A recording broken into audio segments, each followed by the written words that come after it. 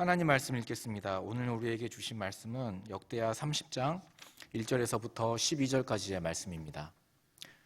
구약 696페이지입니다. 역대하 30장 1절에서부터 12절까지의 말씀을 한 절씩 교독하도록 하겠습니다. 히스기야가 온 이스라엘과 유다의 사람을 보내고 또 에브라임과 므낫세의 편지를 보내어 예루살렘 여호와의 전에 와서 이스라엘 하나님 여호와를 위하여 유월절을 지키라 하니라. 왕이 방백들과 예루살렘 온 회중과 더불어 의논하고 둘째 달에 유월절을 지키라 하였으니 이는 성결하게 한 제사장들이 부족하고 백성도 예루살렘에 모이지 못하였으므로 그 정한 때에 지킬 수 없었음이라. 왕과 온 회중이 이를 좋게 여기고 드디어 왕이 명령을 내려 브엘세바에서부터 단까지 온 이스라엘에 공포하여 일제히 예루살렘으로 와서 이스라엘 하나님 여호와의 유월절을 지키라 하니 이는 기록한 규례대로 오랫동안 지키지 못하였음이더라. 보발꾼들이 왕과 방백들의 편지를 받아가지고 왕의 명령을 따라 온 이스라엘과 유다에 두루 다니며 전하니 일러스되 이스라엘 자손들아 너희는 아브라함과 이삭과 이스라엘의 하나님 여호와께로 돌아오라. 그리하면 그가 너희 남은 자 곧 아수르 왕의 손에서 벗어난 자에게로 돌아오시리라. 너희 조상들과 너희 형제같이 하지 말라. 그들은 그의 조상들의 하나님 여호와께 범죄하였으므로 여호와께서 멸망하도록 버려두신 것을 너희가 똑똑히 보는 바니라. 그런즉 너희 조상들같이 목을 곧게 하지 말고 여호와께 돌아와 영원히 거룩하게 하신 전에 들어가서 너희 하나님 여호와를 섬겨 그의 진노가 너희에게서 떠나가게 하라. 너희가 만일 여호와께 돌아오면 너희 형제들과 너희 자녀가 사로잡힌 자들에게서 자비를 입어 다시 이 땅으로 돌아오리라. 너희 하나님 여호와는 은혜로우시고 자비하신지라. 너희가 그에게로 돌아오면 그의 얼굴을 너희에게서 돌이키지 아니하리라 하였더라. 보발꾼이 에브라임과 므낫세 지방 각 성읍으로 두루 다녀서 스불론까지 이르렀으나 사람들이 그들을 조롱하며 비웃었더라. 그러나 아셀과 므낫세와 수불론 중에서 몇 사람이 스스로 겸손한 마음으로 예루살렘에 이르렀고 하나님의 손이 또한 유다 사람들을 감동시키사 그들에게 왕과 방백들이 여호와의 말씀대로 전한 명령을 한 마음으로 준행하게 하셨더라. 아멘. 이 시간 함께 벽을 넘는 공동체라는 제목으로 담임 목사님께서 말씀 전하실 때 귀한 은혜 받으시기 바랍니다. 할렐루야. 다시 온라인 예배로 3개월 만에 전격적으로 전환하게 되었습니다. 우리 수인교회뿐만 아니라 우리 모든 한국 교회가 겪고 있는 고통이며 또한 우리 온 대한민국과 전 세계가 이번 코로나 때문에 성탄도 연말도 굉장히 좀 답답하게 보내야 될 것 같습니다. 오늘 첫눈이 내렸죠. 이렇게 어두운 밤 가운데 또 추워지는 날씨 가운데 그래도 하얀 눈을 보니까 우리의 마음 가운데 조금이나마 또 첫눈이라는 그것으로 위안을 삼을 수 있을 것 같습니다. 그러나 이것은 이제 연인들에게 좀 해당되는 말인 것 같고요. 우리 그리스도인들에게는 지금 너무나도 어둡고 추운 이 겨울과도 같은 이 답답한 시기에 오늘 주일 하나님 앞에 온전히 예배 드리면서 하나님께서 주시는 참된 위로와 평안이 우리 가운데 넘쳐나게 되기를 소망합니다. 그러기 위해서는 우리 온라인으로 예배드리는 우리 사랑하는 성도님들이 이렇게 뉴스 시청하듯이 또 영화 보듯이 그렇게 시청자가 또는 관람객이 되지 마시고 여러분들 한 사람 한 사람이 하나님 앞에 참된 예배자가 되기를 바랍니다. 그러려면 어떻게 하는지가 기본적인 걸 말씀드리겠습니다. 중고등부에서 이렇게 영상예배 보니까 늘 모션까지 하면서 구호를 외치는데 제가 정확하게는 다 기억은 못하겠지만 이런 거더라고요. 귀는 좀 쫑긋 세우고 또 눈은 집중을 하고 또 우리의 입은 아멘으로 또 찬양으로 화답하며 하나님 앞에 영광 올려드리고 가장 중요한 것 우리의 마음은 활짝 열어야 된다는 것입니다. 또 아울러 여러분들 집에 계시기 때문에 우리의 복장도 단정히 한다면 우리의 이 몸과 마음가짐으로 인해서 조금 더 가까이 하나님 앞에 예배자로 나아갈 수 있을 것 같습니다. 그러한 모습으로 이 시간 영상 앞에 있더라도 우리가 하나님 앞에 예배자로 나아갈 때 하나님께서 이 시간 예배를 통해서 또한 말씀과 찬양을 통해서 우리에게 참된 평강과 위로를 주실 줄 믿습니다. 우리가 지난주에는 요아스 왕에 대해서 살펴보았습니다. 그 마지막이 여호야다의 아들 스가랴까지 죽이면서 굉장히 좀 비극적으로 끝났던 이 요아스 왕. 그리고 여러분들이 이제 한 주간 큐티하면서 아마샤라는 왕, 그리고 우시야라는 왕, 그리고 요담이라는 왕을 묵상했을 것입니다. 그들은 대체적으로 좀 선한 왕이라고 말할 수가 있습니다. 그럭저럭 다윗의 자손으로서 다윗의 그 왕자의 명분을 지켜나간 왕들이라고 볼 수가 있는데요. 이 요담 이후에 정말로 이스라엘 왕들 중에 남유다의 왕들 중에 이런 왕이 어떻게 나올 수 있는가 할 정도로 기상천외한 왕 한 명이 등장합니다. 너무나도 악한 왕이죠. 그 사람이 바로 아하스 왕입니다. 이 아하스 왕 때는 마치 우리가 지금 느끼는 것처럼 이 칠흑같이 어두운 그러한 답답함이 이 남유다 전체에도 깔리게 되었고 우상을 세우면서 하나님의 성전을 회파하고 율법을 멸시하고 또 하나님이 아닌 아수르 왕을 의지하는 이러한 북이스라엘 왕의 그 악행보다도 더 악한 남유다의 왕의 모습을 이 아하스를 통해서 볼 수가 있습니다. 그런데 북이스라엘의 왕이 악하면 악할수록 더 능력 있는 선지자를 보내주었던 것처럼 이 아합과 엘리사 기억하시죠? 마찬가지로 이 남유다의 아하스 시대에 하나님께서는 이사야라는 선지자를 보내주셨습니다. 정말로 거칠게 넘실거리는 파도가 일고 또 칠흑같이 짙은 어두움이 깔리더라도 한번 태양이 딱 비추면 다 구름도 물러가고 비도 그치고 파도도 잠잠해지고 광명이 언제 그랬냐는 듯이 이 바다의 평화를 안겨주지 않습니까? 마찬가지로 이 거친 파도가 있는 듯한 정말 이 어둠이 빛을 삼키는 듯한 그러한 시대에 남은 자들이 고통을 받고 있는 이 아하스 시대에 하나님께서는 이사야 선지자를 통해서 그럼에도 불구하고 하나님이 자기 백성을 버리지 아니하시고 반드시 이스라엘을 구원하시겠다라는 약속을 다시 한번 천명해 주십니다. 정말로 꺼질 것 같은 다윗의 등불이 결코 꺼지지 아니하고 이 다윗의 자손을 통해서 하나님께서 이 땅에 메시아를 반드시 보내주겠다라는 그 약속이 이사야 선지자의 입술을 통해서 다시 한번 천명되는데요. 그것이 바로 우리가 잘 알고 있는 이사야서 7장 14절 말씀입니다. 우리 함께 읽어보겠습니다. 시작. 그러므로 주께서 친히 징조를 너희에게 주실 것이라.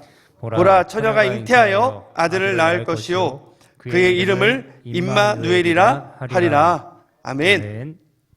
당장은 아니지만 반드시 하나님께서 너희와 함께 하시는 그 징표로 너희를 구원하실 그 분명한 표징으로 처녀가 잉태하여 아들을 낳을 것이고 그 이름까지도 임마누엘이라고 말씀해 주셨습니다. 그리고 그 메시아를 예표하는 두 명의 왕을 결코 이 등불이 꺼지지 않고 메시아가 올 때까지 이어질 수 있으리라는 그 예표로서 두 명의 왕을 보내주시는데 그 왕들이 바로 오늘 우리가 묵상하게 될 히스기야 왕과 또 다음 주에 묵상하게 될 요시야 왕입니다. 이 히스기야와 요시야 왕은 그들이 다윗과 같이 온전히 행했다라고 그렇게 표현하고 있는 왕들이었을 정도로 다윗을 닮았고, 다윗을 닮았다는 것은 결국 누구를 예표한다는 것입니까? 예수 그리스도를 예표하는 그런 왕들이었습니다. 특별히 이 히스기야는 제2의 솔로몬 왕이라고 불리울 만큼 성전을 향한 열정이 있었고, 또 예배를 갱신하고 개혁하고자 하는 하나님을 온전히 사랑하는 마음이 있었습니다. 물론 우리는 히스기야 하면 기도하는 왕으로 기억을 합니다. 그가 이 아수르의 침공을 받았을 때 기도해서 사네립의 군대가 15만 명 이상 하루아침에 다 죽게 되죠. 그 승리를 우리는 기억을 합니다. 또한 이 히스기야가 벽을 향하여 간절히 기도할 때에 그의 질병이 고침받고 15년간 생명이 연장된 것을 또 우리는 잘 알고 있습니다. 그런데 오늘은 이 히스기야의 기도의 모습보다는 히스기야가 어떻게 성전과 예배를 회복하며 특별히 이 유월절 절기를 지키면서 정말 그에게 넘을 수 없는 벽과 같았던 그의 아버지 아하스의 악행, 그리고 이 북이스라엘의 멸망, 또한 남유다까지 침공해오는 이 아수르라는 이 넘사벽, 넘을 수 없는 이 벽을 히스기야가 과연 어떻게 넘었는지를 우리가 함께 살펴보고자 합니다. 히스기야가 결코 혼자 넘지 않았고요. 공동체와 함께 제사장들, 레위인들, 방백들, 예루살렘 거민들, 남유다 백성들, 그리고 결국은 온 이스라엘과 함께 벽을 넘는 그러한 아름다운 모습을 오늘 말씀을 통해 우리가 살펴보면서 우리도 히스기야가 백성들과 함께 이 유월절을 기쁨으로 지켰듯이 우리도 함께 벽을 넘어 기쁨으로 성탄절을 지키고 또 희망찬 새해를 맞이할 수 있게 되기를 주님의 이름으로 축원합니다. 우리 옆 사람과 함께 이렇게 인사하겠습니다. 여러분 옆에 있는 분은 가족이지만 또한 동시에 이 믿음의 지체예요. 교회입니다. 이렇게 한번 인사할까요? 우리 함께 벽을 넘는 교회가 됩시다. 우리 함께 벽을 넘는 교회가 됩시다. 또 우리가 좀 편하게 이렇게 인사하겠습니다. 우리 함께 벽을 넘는 가족이 됩시다. 우리 함께 벽을 넘는 가족이 됩시다. 그렇다면 히스기야가 어떻게 벽을 넘을 수 있었을까요? 히스기야는 첫 번째로 소통과 포용의 의지를 보여주면서 함께 벽을 넘는 공동체의 모습을 보여주었습니다. 히스기야 시대에 하필이면 이 북이스라엘이 멸망했어요. 이제 다윗 이래로 다시 한번 이 이스라엘에게는 두 명의 왕이 아니라 반쪽 나라가 없어졌기 때문에 한 명의 왕만이 존재하게 되었습니다. 그러나 그것이 꼭 좋은 것만은 아니었어요. 이제 이 아수르가 이 북이스라엘을 722년 이 사마리아 북이스라엘 수도를 침공하고 점령하면서 이제 언제 이 남유다까지 침공할지 그것은 시간 문제에 불과했습니다.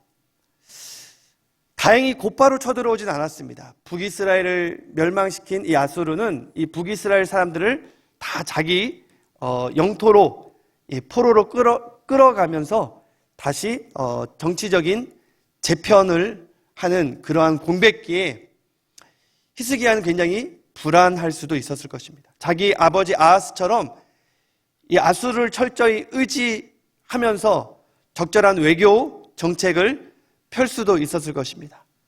그러나 히스기야는 그렇게 하지 않았습니다. 이스라엘의 유일한 왕으로서 그는 다시 한번 다윗 왕처럼 하나님을 향한 이 예배에 대한 열정, 그리고 성전을 향한 사랑을 회복해 갔습니다. 지금까지 모든 훌륭한 왕들이 처음에 보이는 모습이 어떤 모습이었습니까? 예배와 성전의 회복 아니었겠습니까? 마찬가지로 이 아하스가 통치하는 이 20년이 넘은 시간 동안에 제사장들과 레위인들이 다 흩어졌지만 그들을 다 다시 모아서 먼저 성전의 제사를 회복했습니다. 오늘 이 30장 말씀인데요. 오늘 히스기야에 대한 말씀은 굉장히 방대하기 때문에 우리가 29장부터 좀 살펴보기를 원하는데요. 29장 24절에 히스기야가 이 속죄제를 드리는 모습입니다. 히스기야가 속죄제를 드릴 때 남유다만을 위해서 드리지 아니하고 온 이스라엘을 위하여 속죄제를 드립니다. 그래서 제사장이 이 속죄제를 드린 이유가 뭐라고 되어 있습니까? 우리 색깔 있는 부분만 같이 한번 읽어볼까요? 시작. 왕이 명령하여 온 이스라엘을 위하여 번제와 속죄제를 드리게 하였습니다. 이것은 왕의 의지였습니다. 그리고 제사장들이 그것에 순종했던 것이죠. 그러니까 먼저 이 왕과 제사장들이 하나가 되어서 하나님 앞에 철저히 회개하는 모습을 볼 수가 있습니다. 자기의 죄와 예루살렘 거민들의 죄와 남유다의 죄뿐만 아니라 이 멸망당한 이 북이스라엘의 죄도 함께 속죄한 것은, 회개한 것은 북이스라엘이 남의 나라가 아니라 철저히 자신의 동족이었음을 인식하고 그들의 죄를 대신 회개하오니 그들을 회복해 달라라고도 그렇게 간구한 모습을 볼 수가 있습니다. 굉장히 히스기야가 마음이 넓다라는 것을 우리는 확인할 수가 있죠.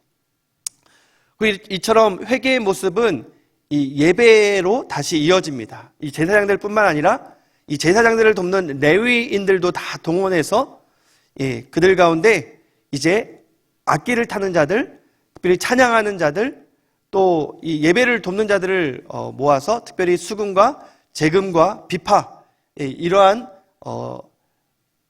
찬양단을 다시 조직합니다. 이것은 다윗이 나단과 갓 선지자와 더불어 이 반열을 짜서 정말 하루도 빠짐없이 이 성전에서 찬양이 울려 퍼지게 했던 그 조직을 다시 갖추게 된 것인데요. 그렇게 히스기야가 예배를 갱신해 가는 모습을 또한 우리는 볼 수가 있습니다. 30절 말씀인데요. 그렇게 찬양단이 함께 찬양을 할 때 그들이 어떠한 모습으로 찬양을 합니까? 우리 색깔 있는 부분만 같이 한번 읽어보겠습니다. 시작. 그들이 즐거움으로 찬송하고 몸을 굽혀 예배하니라. 아멘. 이렇게 우리가 참 마음껏 예배할 수 없을 때에 다시 그들이 성전에 나와 또한 이 찬양대를 조직하고 즐거움으로 몸을 굽혀 예배 드린 이 모습을 보면서 우리도 언젠가 또 다시 이렇게 마음껏 예배당에 나와서 정말 찬양대, 이렇게 영상 찬양 말고요, 앵콜 찬양 말고 이 찬양대와 더불어 우리 찬양팀과 더불어 하나님을 마음껏 찬양하는 그날을 더욱더 소망하게 됩니다. 그렇게 회개하며 또 예배를 회복하는 이 히스기야의 모습을 볼 수가 있습니다. 그렇게 했더니 그 소문이 금세 이 백성들에게 퍼져나갔어요. 야, 우리 히스기야 왕은 그의 아버지와는 달리 다시 이스라엘 하나님 여호와를 향한 신앙으로 우리를 무장시키려는가 보다. 옛 선한 왕들처럼 성전을 회복하고 또 예배를 갱신하며 이 회개의 모습을 보인 이러한 왕과 제사장들과 레위인들의 소문을 들고 백성들이 다 하나님 앞에 예물을 가지고 헌금하기 시작했습니다. 그러한 모습 가운데 감사와 기쁨이 백성들과 더불어 이어지는 것을 볼 수가 있는데요. 그것이 바로 29장 36절의 말씀입니다. 참 갑작스럽게 북이스라엘이 멸망한 그 계기를 통해서 히스기야가 대대적인 회개와 예배의 갱신을 일으켰는데 하나님께서 그 모든 것들을 예비하시고 또 백성들을 감동시키니까 어떠한 일들이 있었습니까? 예, 우리 색깔 있는 부분 같이 한번 읽겠습니다. 시작. 히스기야가 백성과 더불어 기뻐하였더라. 아멘. 이것이 중요합니다. 예, 그냥 왕만 회개한 것이 아니라 또 제사장들과 레위인들하고만 예배를 회복한 것이 아니라 이제 남유다, 예루살렘 거민은 물론 남유다 백성들 더불어서 함께 여호와를 기뻐하며 예배가 회복되고 있는 그러한 모습은 너무나도 아름답지 않습니까? 그런데 이런 아름다운 모습이 30장에 와서 절정을 이루는 것을 볼 수가 있습니다. 오늘 우리가 읽은 본문의 말씀이죠. 근데 30장에 와서는 그냥 회개할 때, 속죄제 드릴 때 그냥 명분 삼아 그럴듯하게 북이스라엘을 포함시켜서 온 이스라엘의 죄를 용서해 주세요라고 말로만 한 게 아니라 실제적으로 이 유월절이라는 이러한 절기, 행사, 너무나도 중요한 예배죠. 예, 마치 우리가 이 성탄절을 앞두고 지금 많은 제약이 있지만 그래도 우리의 마음으로 어떻게든 준비하려고 하는 것처럼 이 히스기야도 이제는 이 유월절이라는 절기를 계기로 해서 이 남유다뿐만 아니라 온 이 북이스라엘 이 백성들까지 온 이스라엘이 하나님 앞에 유월절 절기를 지키고자 하는 그러한 열망이 히스기야에게 있었습니다. 1절 말씀을 한번 볼까요? 히스기야가 이 30장에는 온 이스라엘을 함께 아우르면서 함께 어우러져 유월절 절기를 지키는 것이 핵심인데 30장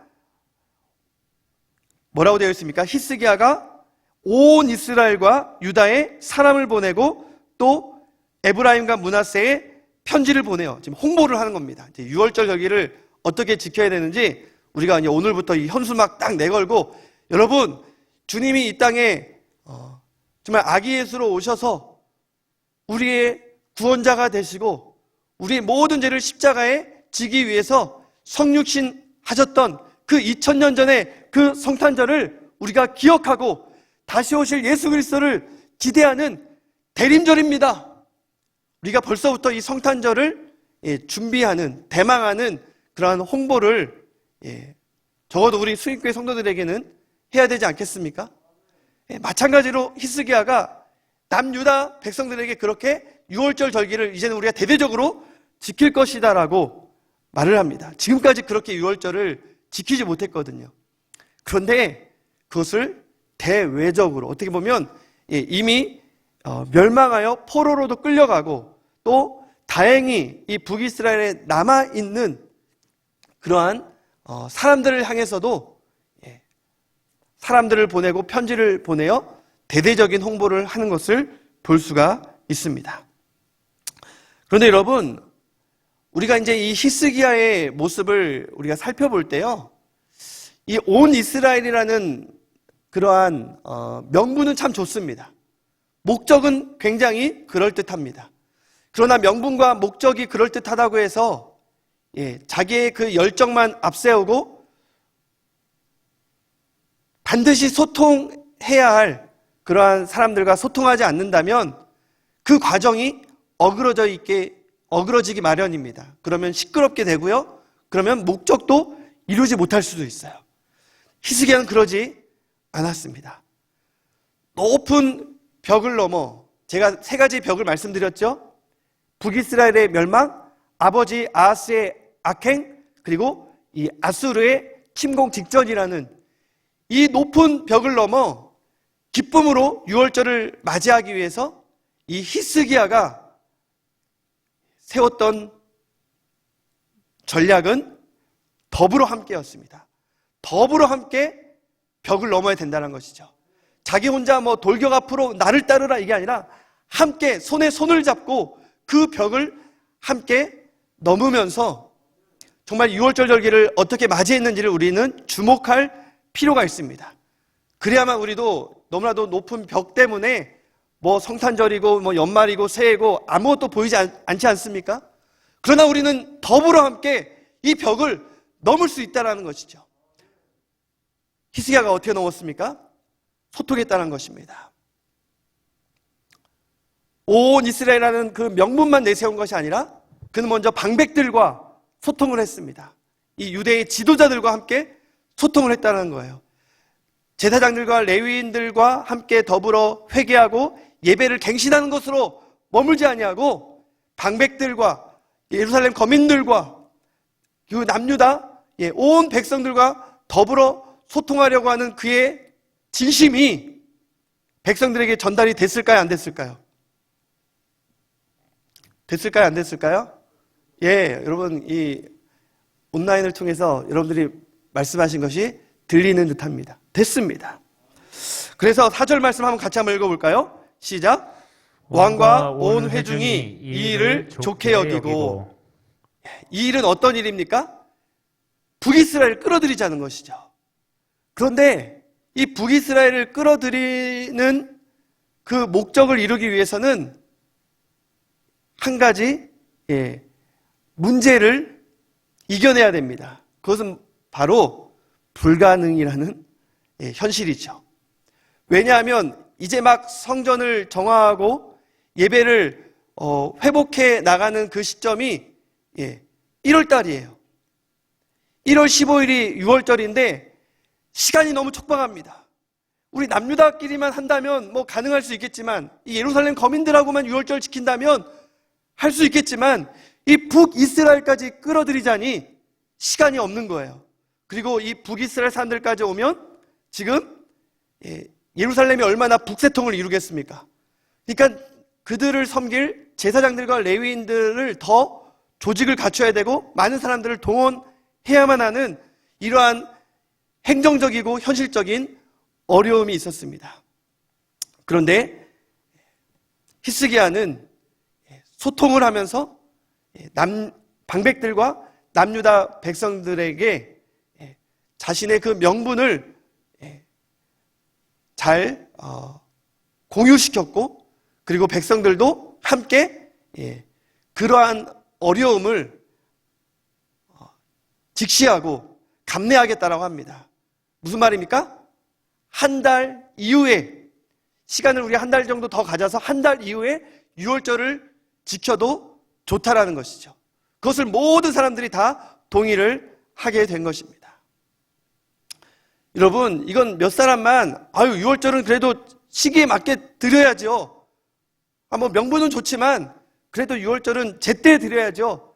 뭐 이렇게 좀 불만을 터뜨릴 수 있었을 것입니다. 그러나 이 히스기야가 소통을 잘했기 때문에 그가 북이스라엘을 포용하려는 그의 진심은 온 남유다 백성들에게까지 다 좋아하면서 동의를 구할 수 있게 되었습니다.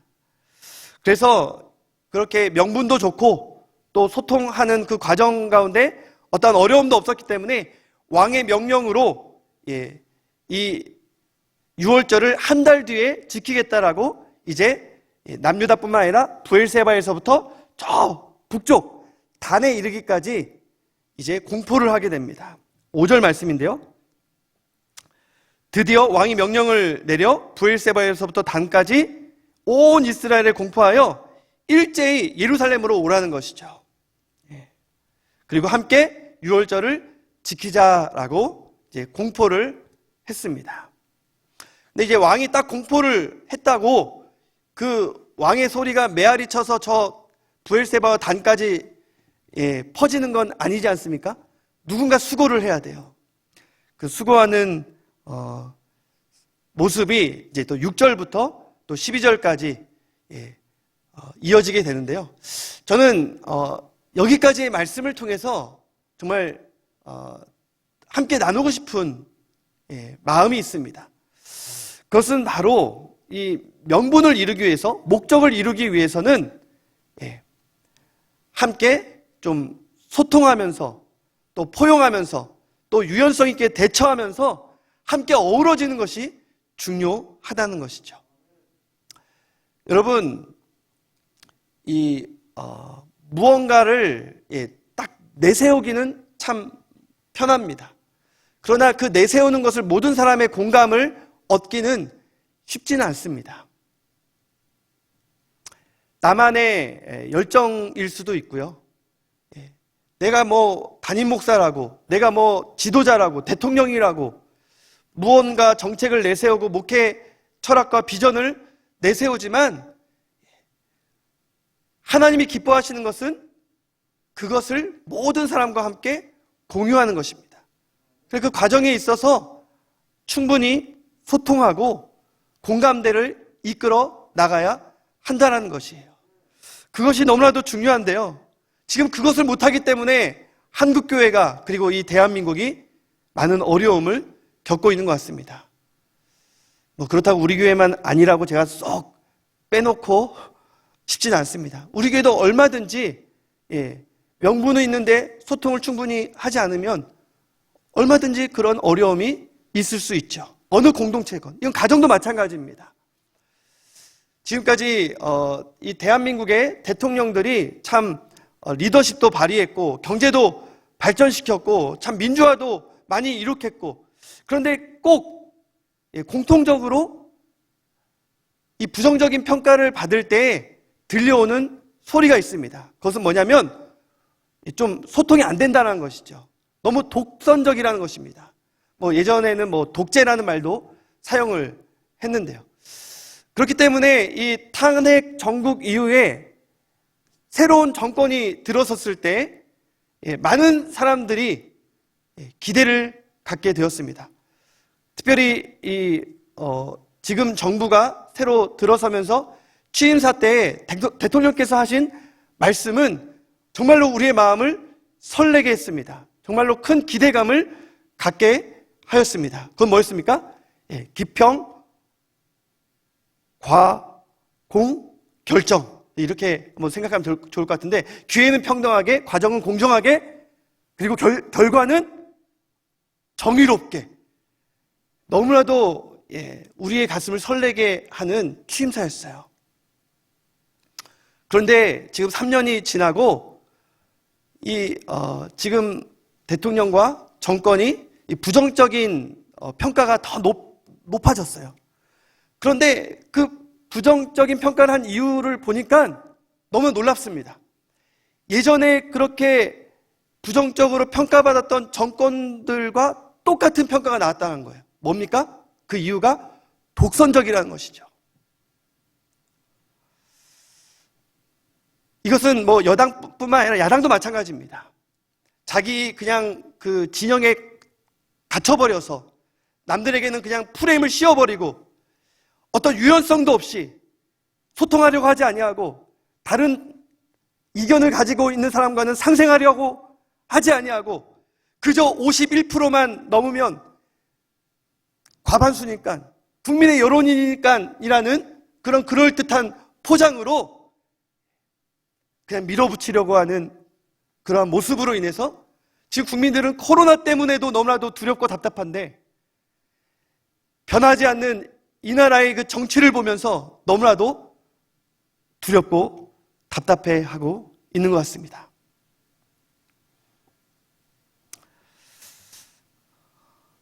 교회도 마찬가지입니다.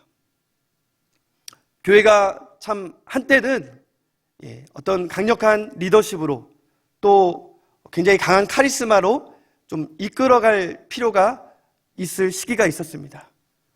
먼저 선포하고 본을 보이고 이끌어가면 그 추진력으로 인해서 교회가 부흥하고 성장하면서 정말 하나님께서 한국교회에 많은 축복을 주셨습니다.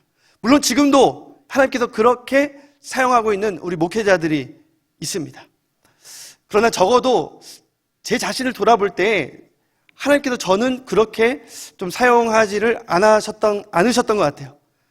이 목회 환경도 제가 이제 8년 전에 부임했을 때 이 동사기간이라는 걸 통해서 리더십을 이렇게 연착륙하면서 조금씩 갖출 수 있는 그런 상황이었고요. 제 성향도 좀 남의 이렇게 눈치도 보면서 그 마음도 좀 달래면서 충분히 어떻게든 소통하면서 좀 이끌고 가고자 하는 것이 좀 저의 성향이었기 때문에 지금은 좀 어느 정도 리더십이 형성됐다라고 생각은 하지만 이것도 참 은혜죠. 너무나도 감사한 마음이 있습니다.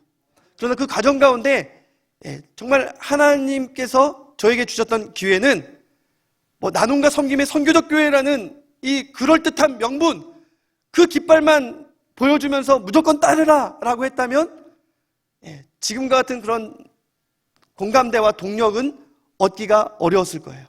그런 깃발을 들고 나를 따르라 하는 그런 리더십은 좀 강력한 리더십이 좀 맞는 것 같은데, 명분에 비해서 저의 성향이나 리더십은 그것을 좀 추진해 나가기에는 많이 역부족이었거든요. 그러니까 무엇보다도 이 히스기야가 제사장들과 레위인들과 더불어 예배를 회복하고 말씀을 붙들고 정말 그들과 먼저 이 구심점을 이루어 나갔던 것처럼 저 또한 가장 먼저 제가 우선시했던 것은 우리 교육자들과의 소통이었습니다. 교육자들과 팀워크를 이루는 거였어요. 어찌 보면 자기들끼리 너무 똘똘 뭉쳐서 하나 되는 것을 우려할 수도 있지만 저의 이 목회의 여정을 좀 돌아보건대 제가 가장 중요시 여겼던 것은 제가 젊은 목사이고 경험이 부족한 목사이기 때문에 우리 교육자들을 좀 함께 의지하면서 그렇게 리더십을 형성해 나가는 것이었습니다. 참 감사하게도 하나님께서 우리 승인교회에 영성 있고 인품이 좋은 교육자들을 또 계속 보내주셔서 지금까지 그렇게 교육자들이 하나가 되어서 우리가 정말 말씀으로 또 예배로 승인교회의 공동체를 정말 내실 있게 세워나가고자 노력을 했고요. 또 많은 회의와 소통을 통해서 좀 이 코로나와 같은 좀 우리 앞에 놓인 이 절벽도 어떻게든 이 교육자들과 함께 또 돌파하고 넘어가려고 노력을 했습니다. 그렇게 했더니 우리 처음에는 좀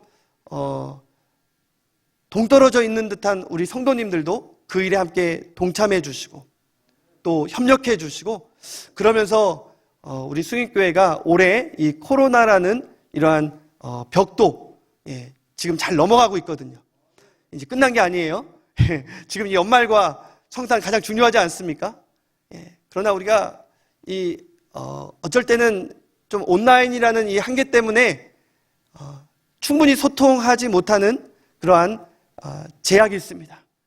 그럼에도 너무나도 감사한 것은 우리 성도님들이 그렇게 우리 교육자들의 팀워크를 또 리더십을 함께 좀 믿어주시고 신뢰해 주셔서 지금까지 잘 우리가 올라왔는데 이제 이 벽을 잘 넘어서 히스기야가 이 남유다와 온 이스라엘과 더불어 유월절을 아름답게 지켰던 것처럼 우리 수인교회도 아니 한국교회도 이 온라인 시대의 한계를 넘어서서 기쁨으로 성탄을 맞이하면서 또 희망찬 새해를 우리가 정말 맞이할 수 있기를 주님의 이름으로 축원합니다.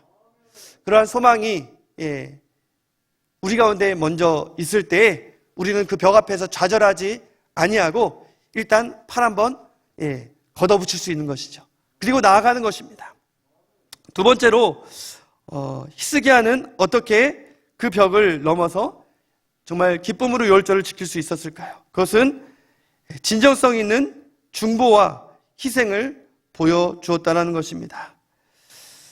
한 달간 연기된 이 유월절을 정말 대대적으로 홍보하기 위해서 보발꾼들의 역할이 컸는데요. 이 보발꾼들이 6절에 보니까 정말로 이 남유다뿐만 아니라 저 멀리 있는 또 북이스라엘의 곳곳을 누비면서 그들이 뭐라고 외쳤습니까? 이스라엘, 한번 같이 한번 색깔 있는 부분 같이 읽겠습니다. 시작. 이스라엘 자손들이 너희는 아브라함과 이삭과 이스라엘의 하나님 여호와께로 돌아오라. 그리하면 그가 너희 남은 자 곧 아수르 왕의 손에서 벗어난 자에게로 돌아오시리라. 아멘. 우리가 여호와께로 돌아가면 여호와께서도 비록 지금 포로 가운데 있는 자라 할지라도 또 북이스라엘 가운데 남아있는 자라 할지라도 두려움 가운데 이 남유다에 있는 자라 할지라도 하나님께서 우리에게로 돌아올 것이다라고 선포하고 있습니다. 그러한 선포 가운데 어떠한 일들이 일어났습니까? 이 보발꾼들이 성실하게 어떤 사람들은 말을 타면서 저 멀리까지, 어떤 사람은 달리면서, 보발꾼이라는 것은 달리는 자라는 뜻인데요.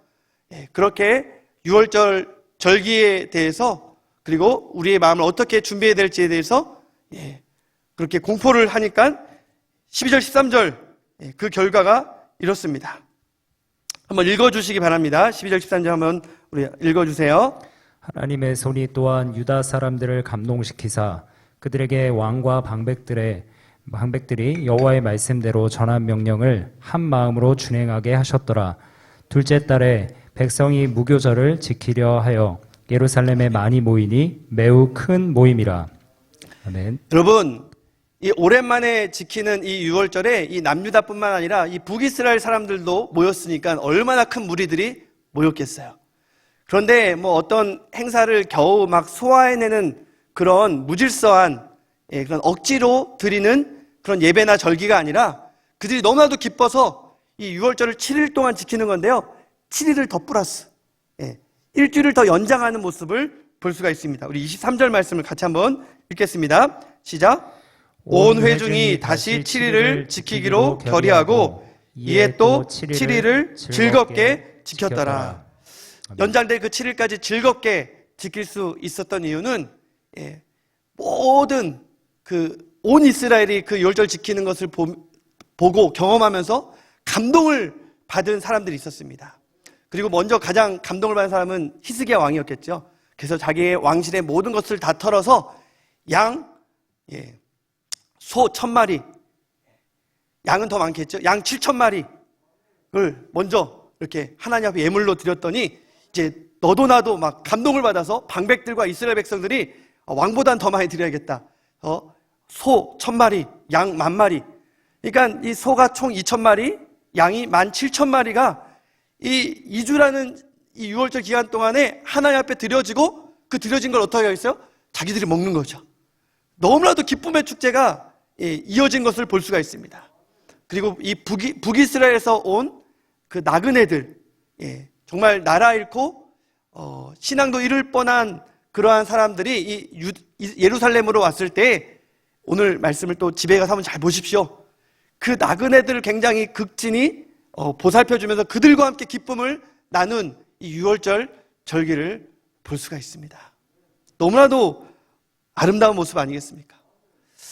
여러분, 저는 이제 좀 결과에 그 좋은 점만을 부각시켰지만 사실 어려움도 있었습니다. 왜 없었겠습니까? 지금까지 지키지 않았던 유월절을 북이스라엘과 함께 지키려고 할 때 그것도 한 달이라는 시간을 미뤄야만 했습니다. 게다가 이 보발꾼들을 보냈는데 반응이 시큰둥한 거예요. 특별히 이 북이스라엘 사람들의 반응이 굉장히 냉소하고 그 다음에 그들이 비웃었습니다. 조롱하며 이 보발꾼들의 메시지를 비웃었어요. 그런데도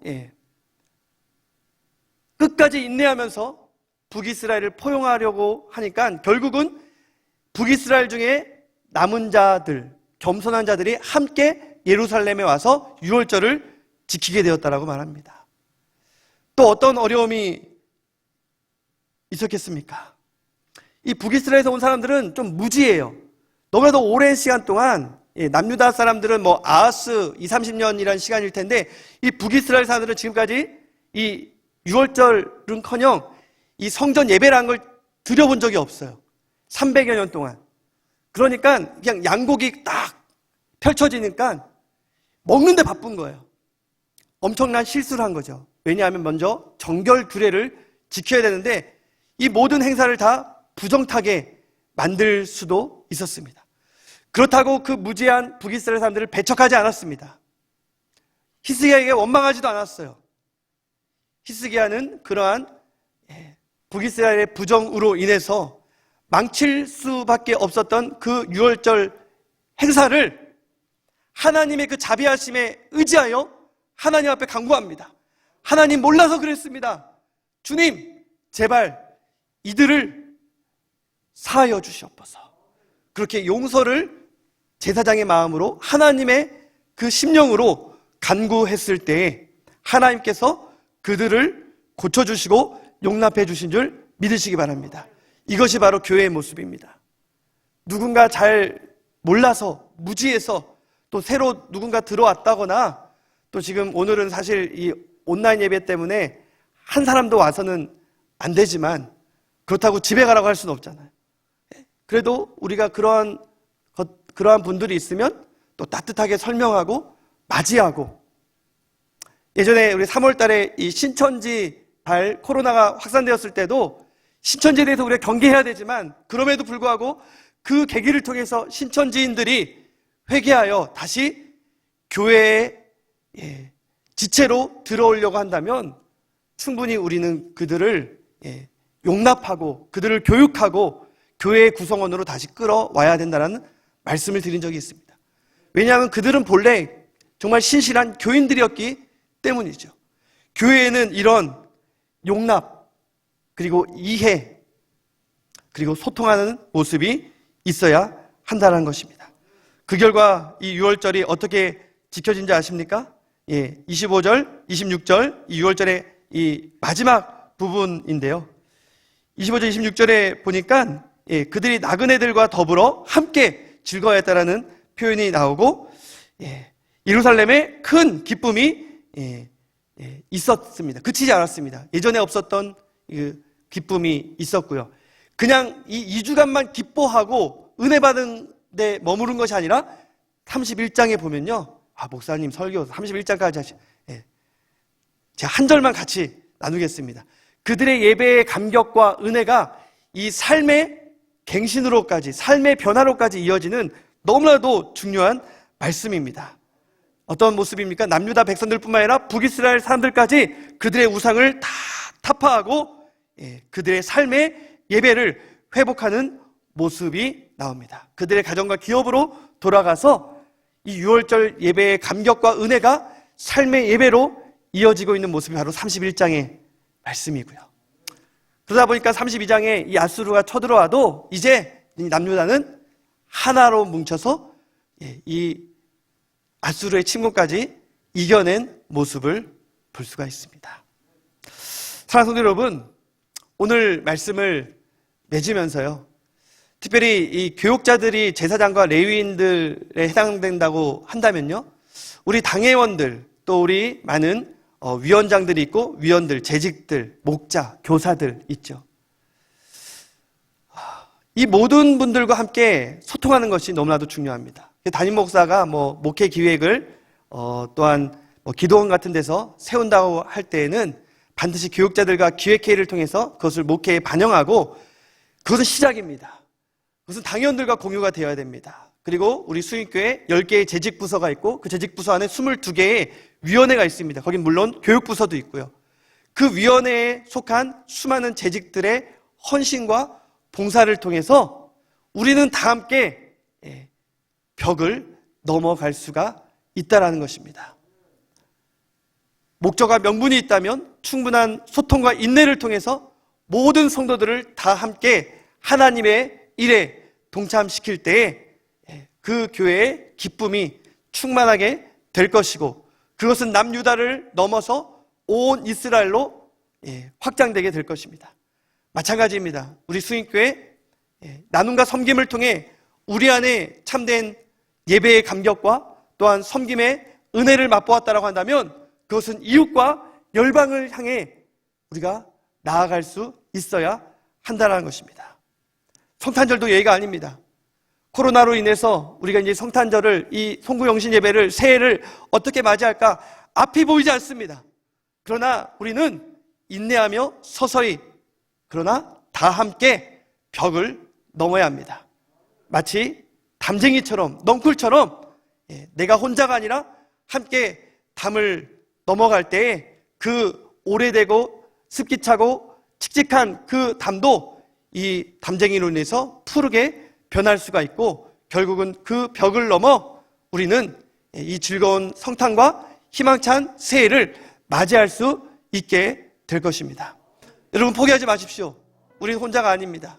우리는 가정이라는 공동체, 교회라는 공동체, 이 대한민국이라는 공동체 안에 함께 있음을 기억하시고, 오늘 히스기야와 이 남유다 백성들, 그리고 온 이스라엘이 함께 기쁨과 또한 감격을 가지고 유월절을 지켰던 것처럼 우리도 성탄과 즐거운 성탄과 희망찬 새해를 맞이하게 되기를 주님의 이름으로 축원합니다.